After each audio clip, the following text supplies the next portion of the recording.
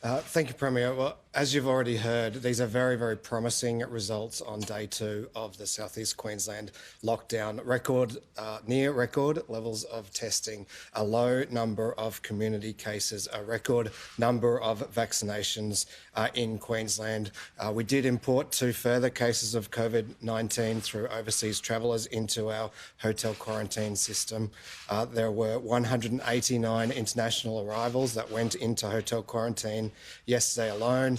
We don't know how many of them were vaccinated. We do know some will have COVID-19. We have very little information about why they were permitted to travel. I just want to touch on Border Force disputing the Australian Bureau of Statistics figures on passenger arrivals yesterday. And in doing so, they pointed to an average proportion of travellers who were Australian across the pandemic. They did not dispute the growing trend for an increased number of foreign nationals being permitted to travel.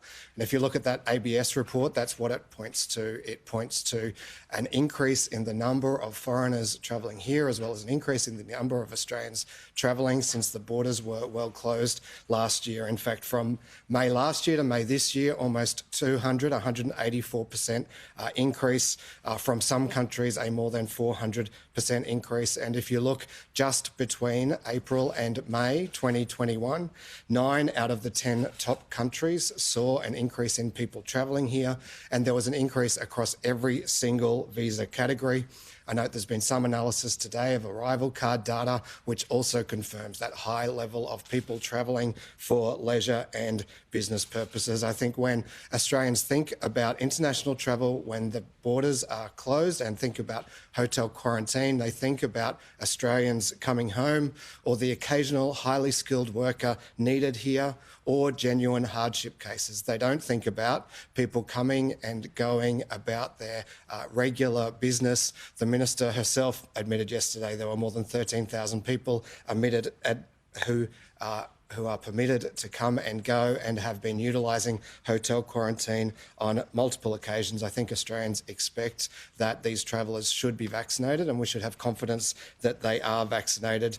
Returning travellers and hotel quarantine come at great cost and risk to Queenslanders. The federal government makes the decision about whether people can come, but that cost is borne by Queensland taxpayers and the COVID risk is borne by Queenslanders. As we say, there are 189 international travellers who went into hotel quarantine yesterday. We also put 116 domestic arrivals into hotel quarantine, including 51 from Darwin, 43 from Perth, and 41 identified close contacts of existing positive cases. Within our existing hotel quarantine capacity, we only have 140 rooms becoming available today.